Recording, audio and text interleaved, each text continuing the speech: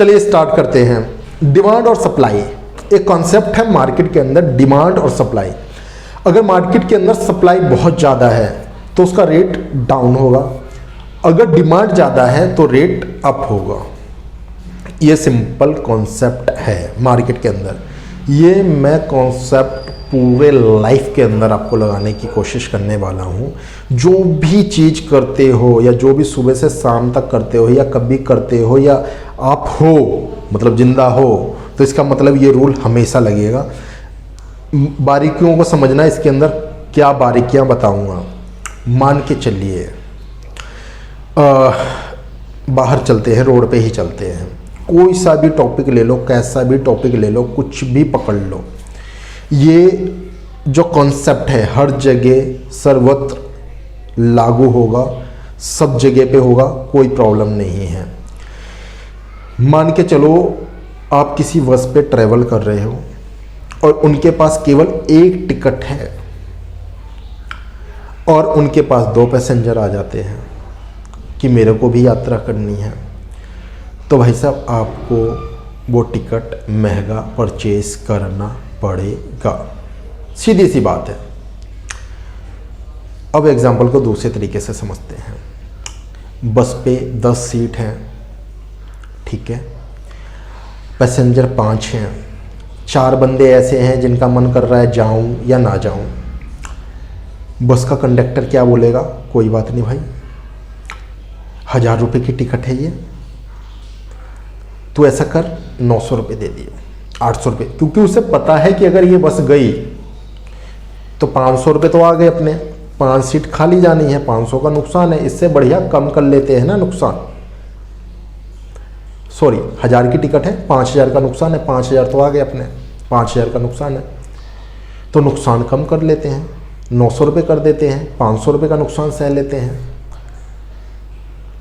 ये चीज़ लागू होगा आपके मार्केट पे, ये चीज़ आपके पर्सनल जितनी भी एक्टिविटी है।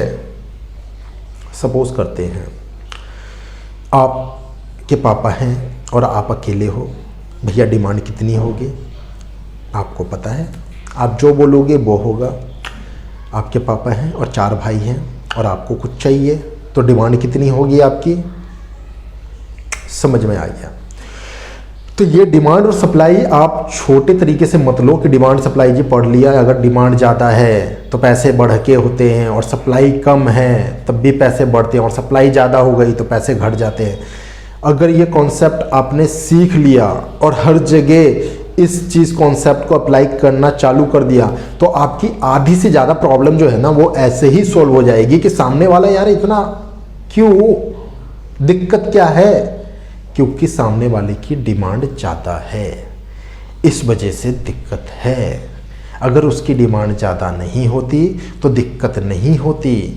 तो इसलिए डिमांड और सप्लाई के कॉन्सेप्ट को ध्यान से समझो और इसके ऊपर जब स्ट्रेटेजी जब आप फॉलो करेंगे या कोई भी अपने रूल्स एंड कोई भी अपनी मान के चलो कि निष्कर्ष निकालना है, डिसीजन लेना है, कुछ भी लेना है, तो उस पैरामीटर को चेक कर लें। ऐसे नहीं कि बज्जी ऐसे ही होता है और ऐसे ही लेते हैं, ऐसे ही लूटते हैं, ऐसे ही करते हैं, क्योंकि ये शिकायतें रहती है अपनी ज़िंदगी से और समझ नहीं आता है। लेकिन ये कॉन्सेप्ट अगर आपने सीख लिया और ये चीज़ को हर जगह पे फिट करने की कोशिश की, मेरे ख्याल से हर जगह पे फिट हो जाएगी, कोई प्रॉब्लम नहीं है।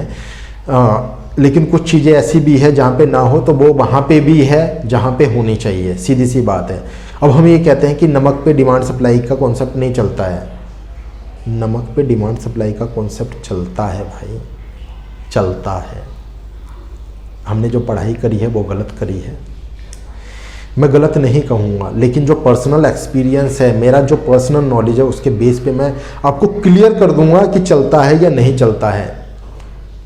ठीक है, स्टार्ट कर लेते हैं। मान के चलो मार्केट के अंदर मैंने ये कह दिया कि नमक की जो पूर्ति है ना वो ख़त्म हो गई है।